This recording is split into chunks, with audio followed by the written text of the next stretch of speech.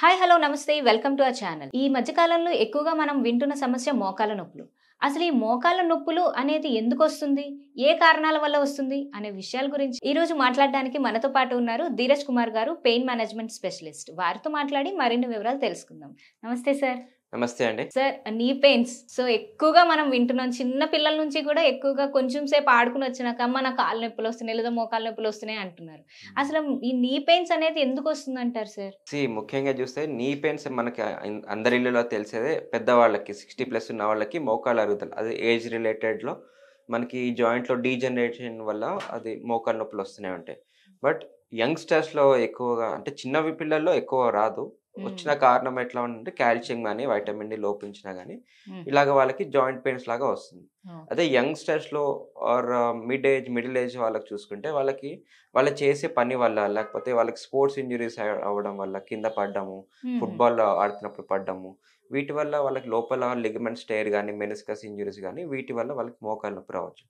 అదే ఫీమేల్స్‌లో చూసుకున్నాం అనుకోండి, వాళ్ళకి పని చేసేటప్పుడు కిందకు వంగి చేయడము, మోకాళ్ళ మీద కూర్చొని తుడవడం అట్లాంటివి చేస్తా ఉంటాం. సో, వాళ్ళకి హౌస్ మేట్స్ నీ అని ఒక వేరే ఎంటిటీ ఉంటుంది. అంటే మోకాళ్ళలో వాపు రావడం, వాటర్ చేయడం అట్లా ఉంటుంది. ఎక్కువసేపు ఎవరైనా నుంచున్న వాళ్ళనుకోండి, వాళ్ళకి మోకాళ్ళ వెనకాల భాగంలో చిన్న వాటర్ చేరుతుందన్నమాట. సో, బేకర్ సిస్ట్ అంటాం. సో, ఇట్లాగా రకరకాల కారణాలుంటాయి. అంటే నొప్పి ఔట్‌కమ్ గాని లోపల అండర్‌లయింగ్ కాజిటివ్ వేరేలాగా ఉండొచ్చు. అంటే వాపు రావచ్చు, వాటర్ ఇన్‌ఫ్లమేషన్ ఉంటుంది. బర్సైటిస్ అంటాం, లిగమెంట్ ఇంజ్యూరీస్ అంటాం, మెనిస్కస్ టేర్స్ అంటాం. అండ్ సెకండరీ ఇంజ్యూరీస్ వల్ల కూడా తరచుగా దెబ్బలు తగులుతా ఉంటే జాయింట్‌లో ఉన్న కార్టిలేజ్ మీద కూడా ప్రభావం పడుతుంది. సో, ఇట్లాగా మోకాళ్ళ నొప్పులు వస్తూనే ఉంటాయి. ఓకే. మరి అంటే వాళ్ళు మనకిప్పుడు ఈ మోకాళ్ళ నొప్పులు సివియారిటీని కూడా వాళ్ళు తెలుసుకోవాలి గదా సార్! యెస్. సో, అసలు ఎలా వాళ్ళది గుర్తించగలరంటారు? అంటే నేను ఈ స్టేజ్‌లో ఉన్నాను. నాకు ఖచ్చితంగా నేను ట్రీట్‌మెంట్‌కెళ్ళాలి అలా ఏమైనా దాని గురించి? ముఖ్యంగా మనం మోకాళ్ళ అరుగుదల అలా చూస్తుంటే వాళ్ళకి స్టేజెస్ అనేది సిమ్టమ్స్ అండ్ క్లినికల్ డయాగ్నోస్టిక్‌లో కూడా చూసుకోవాలి. అంటే ఎగ్జామినేషన్ చేసుకోవాలి. కొన్ని స్పెసిఫిక్ టెస్ట్‌లుంటాయి. క్రెపిటస్ అని లేకపోతే టెండర్‌నెస్ అని చెప్పేసి రేంజ్ ఆఫ్ మూవ్‌మెంట్స్. అంటే వాళ్ళు ఫోల్డ్ చేయడం ఎంతవరకు అవుతుంది, 0-90 డిగ్రీస్‌లో ఎంతవరకు వస్తుందని చూసుకోవాలి. సో, అందులో శబ్దం వస్తుందా? క్రెపిటస్ వస్తుందా? టెండర్‌నెస్ ఉందా? వాకింగ్‌లో ఇన్‌స్టెబిలిటీ ఉందా? కుంటుతూ నడుస్తూ ఉన్నారా? అవన్నీ క్లినికల్‌గా చూసుకునేది. వీటితో పాటు ఇమేజ్ డయాగ్నోస్టిక్స్ ఉంటాయి. లైక్ ఎక్స్‌రే గాని, ఎంఆర్ఐ గాని. ఎక్స్‌రేలో మనకి బోన్స్ ఎంతవరకు అరిగింది, ఎంతవరకు గ్యాప్ తగ్గిందనే ఇన్ఫర్మేషన్ వస్తుంది. అదే ఎంఆర్ఐలో మనకి లోపల కార్టిలేజ్ ఎంత థిక్‌నెస్‌లో తగ్గింది, ఆర్ లిగమెంట్స్ ఇంజ్యూరీస్ ఉన్నాయా, మెనిస్కస్ ఏమైనా ఇంజ్యూరీస్ ఉన్నాయా, వాటర్ ఎక్కడ చేరింది, ఇవన్నిటికి మనం రూల్ అవుట్ చేసుకోవాలి. సో, క్లినికల్ ఇవాల్యుయేషన్ బట్టి అంటే వాళ్ళకి బర్సైటిస్ వల్ల పెయిన్ వస్తుందా, ఆర్ లిగమెంట్ ఇంజ్యూరీస్ వల్ల ఏమైనా పెయిన్ వస్తుందా, దాన్ని బట్టి మనకి నెక్స్ట్ ఏం ఇన్వెస్టిగేషన్ చేయాలో మనకు ఒక ఐడియా వస్తుంది. సో, దాంతోటి మనం ఎక్స్‌రే అవసరమా, ఎంఆర్ఐ అవసరమా, లేకపోతే ఇంకేమైనా అల్ట్రాసౌండ్ ఏమైనా అవసరం పడితే అట్లాగా చెప్తా ఉంటాం. సో, ఇట్లాగా మనం డయాగ్నోస్ చేసుకుంటాం. ఇందులో మళ్ళీ గ్రేడింగ్ ఉంటుంది. ఎక్స్‌రేలో గోల్డ్ స్టాండర్డ్ మెథడ్ అంటాం. కేఎల్ గ్రేడింగ్ అని. అందులో 1, 2, 3, 4 అనే స్టేజెస్‌లో ఉంటాయి. సో, గ్రేడ్ 1, 2 అంటే కొంచెం కొద్దిగా నొప్పున్న వాళ్ళకి స్టార్టింగ్ స్టేజ్‌లో అరుగుదల ఉంటుంది. గ్రేడ్ 3 అంటే ఒక 70% డ్యామేజ్ ఉన్న వాళ్ళకి. గ్రేడ్ 4 అంటే ఆల్‌మోస్ట్ 95% డ్యామేజ్ ఉన్న వాళ్ళకి గ్రేడ్ 4 అంటాం. అది ఎలాగా రూల్ ఔట్ చేస్తామంటే 2 జాయింట్స్ మధ్యలో అంటే నీ జాయింట్ అనేది 2 బోన్స్ ఉంటాయి. పైన తొడ బోన్, కింద టిబియా బోన్ ఉంటుంది. Femur and tibia. సో, మధ్యలో ఉన్న జాయింట్ నీ జాయింట్ ఉంటుంది. So, usually healthy person x ray తీసుకుంటే అందులో గ్యాప్ నల్లగా కనిపిస్తుందన్నమాట. అది నార్మల్ ఎక్స్‌రే. సో, ఆ గ్యాప్ తగ్గుతున్న కొద్దీ ఆ 2 బోన్స్ దగ్గరకొస్తూనే ఉంటాయి. సో, ఎప్పుడైతే 2 బోన్స్ దగ్గరకొచ్చి అంటుకుంటున్నాయో అప్పుడు గ్రేడ్ 4. గ్రేడ్ 3లో కొంచెం దగ్గర వరకు వస్తుంది. బట్ వీటితో పాటు ఆస్టియోఫైట్స్ అంటే irregular bones, Boney counter smoothness పోవడము, ఇర్రెగ్యులర్స్‌గా ఉండడం, కొత్త బోన్స్ కాల్సిఫికేషన్స్ ఉండడము, ఇలాంటివన్నీ గ్రేడ్ 3లో ఉంటాయి. గ్రేడ్ 2లో కొద్దిగా డిస్టెన్స్ కొంచెం స్పేస్ ఉంటది. గ్రేడ్ 1 అంటే మంచి డిస్టెన్సే ఉంటుంది. ఇలాగ ఎక్స్‌రేలో మనం తీసుకుంటాం. సో, ఎటువైపు తగ్గింది, లోపల వైపు తగ్గిందా, అవతల వైపు తగ్గిందా అనే అవగాహన మనకి ఎంఆర్ఐ ద్వారా తెలుస్తుంది. సో, ఇలాగ మనకి ఎంఆర్ఐ, ఎక్స్‌రేలో మనకి గ్రేడింగ్ అండ్ స్టేజ్ తెలుసుకోవచ్చు. ఆహా! ఇప్పుడు చాలా మందిలో ఏంటంటే సార్ మనకి కొంచెం కొన్ని రోజులు అక్కడ మనకి క్రాకింగ్ సౌండ్ గానివ్వండి, హ్మ్. అదొక పెయిన్ సడెన్‌గా అంటే ఏదో ఒక పిన్‌తో గుచ్చినట్టు సడెన్‌గా పెయిన్ కూడా వస్తూ పోతూ ఉంటాయి. హ్మ్. అవి మరి దేనికి సింప్టమ్స్ అంటారు సార్? ఏజ్ రిలేటెడ్ చేంజెస్‌లో లేకపోతే దెబ్బ తగిలినప్పుడు లోపల ఆ స్మూత్‌నెస్ ఆఫ్ జాయింట్ కౌంటర్ పోతుంది. సో, హ్మ్. అరుగుదలైనప్పుడు బోన్ బాగా ఎక్స్‌పోజ్ అయినప్పుడు వాకింగ్‌లో గాని ఒకదాని మీద ఒకటి రబ్ అవుతాయి. ఆ రబ్ హ్మ్. అయినప్పుడు లోపల అరుగుదల వల్ల ఆ స్మూత్‌నెస్ పోయి ఆస్టియోఫైట్స్ ఫార్మ్ అవుతాయి. అంటే ఆహా! కొత్త బోన్స్ గాని లేకపోతే అరుగుదల వల్ల స్మూత్‌గా ఉండదు. హ్మ్. కొంచెం ఇర్రెగ్యులర్ సర్ఫేస్ ఉంటది.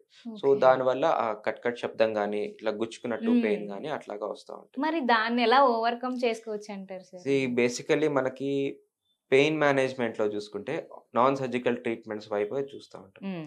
అది కూడా గ్రేడ్ 3 ఆర్ 3-4 వరకు మనకి పెయిన్ మేనేజ్‌మెంట్‌లో వితౌట్ సర్జరీ ట్రీట్మెంట్ చేసుకోవచ్చు. ఓకే. గ్రేడ్ 4 ఆర్ నొప్పి చాలా ఉంది. ఎటువంటి ట్రీట్మెంట్ చేసుకున్నా ఫలితం రావట్లేదు. గ్రేడ్ 4 ఉంది. ఏజ్ కూడా 60 ప్లస్ ఉంది. అంటే హ్మ్. వాళ్ళకి మోకాళ్ళ మార్పిడి, నీ రీప్లేస్‌మెంట్‌కి మంచి క్యాండిడేట్స్ ఉంటారు. హుహు.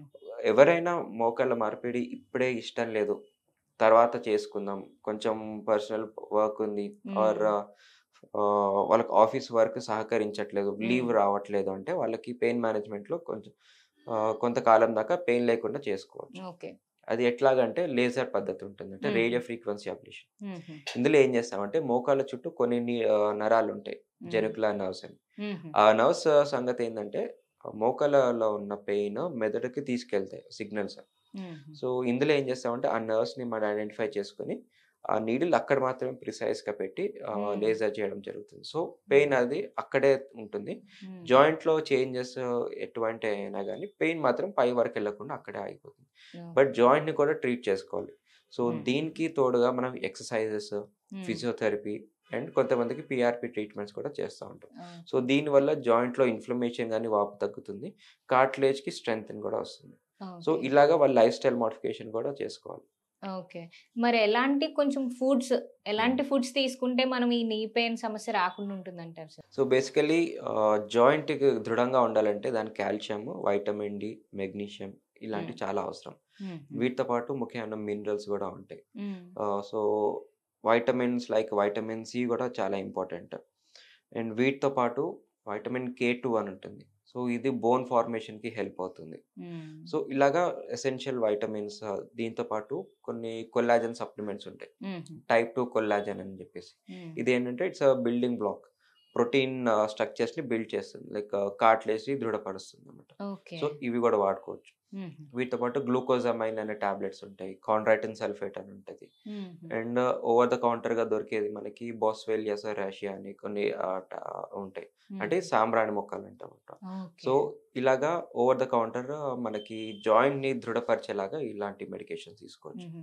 ఫుడ్ పరంగా చూస్తే మనకి వైటమిన్ డి అండ్ కాల్షియం ఎక్కువ మిల్క్‌లో ఉంటుంది. So, milk okay. తీసుకోవచ్చు. హ్మ్. సో, పసుపులో గూడా యాంటీ ఇన్‌ఫ్లమేషన్ ఉంటుంది. పెయిన్ గూడా తగ్గిస్తుంది. అవును సార్. సో, వీటి వల్ల మనకి జాయింట్‌లో అరుగుదలని కొంచెం తగ్గిస్తుంది. హుహు. అండ్ వీటితో పాటు మునగాకు పౌడర్ కూడా చాలా ఇంపార్టెంట్. ఓకే. సో, అందులో కాల్షియం ఉంటుంది. మనకి ప్రోటీన్ ఉంటుంది. అండ్ హ్మ్. వీటితో పాటు మనకి జాయింట్ అరుగుదలను తగ్గిస్తుంది. హుహు. సో, ఇలాగ మల్టిపుల్ బెనిఫిట్స్ ఉంటాయి ఈ ఓకే. మునగాకులో. మునగాకు పౌడర్‌ని డైరెక్ట్ పౌడర్ ఆర్ ఎలా అయినా ఆకులాగైనా తీసుకోవచ్చు. ఓకే. ఎలా సో, అయినా కన్జ్యూమ్ యెస్. చేసుకోవచ్చు. So, okay. ఇవి మనకి ఇంట్లోనే దొరికేవే. సో, ఇంట్లో అవునవును. తులసి మొక్కతో పాటు మనం ఒక మునగాకు పెట్టుకుంటే హ్మ్. అన్ని విధాలుగా పనిచేస్తుంది. అంటే not only with knee pain, hmm. But back pain గాని, బీపీ, షుగర్‌కి కూడా బానే స్టడీస్ జరుగుతున్నాయి. It's okay. Not proven but బానే రిజల్ట్స్ అయితే ఉన్నాయి. Thank you so much sir. చాలా మంచి విషయాలనేది మన వ్యూవర్స్‌కి తెలిపేశారు. Thank you so much. Thank you.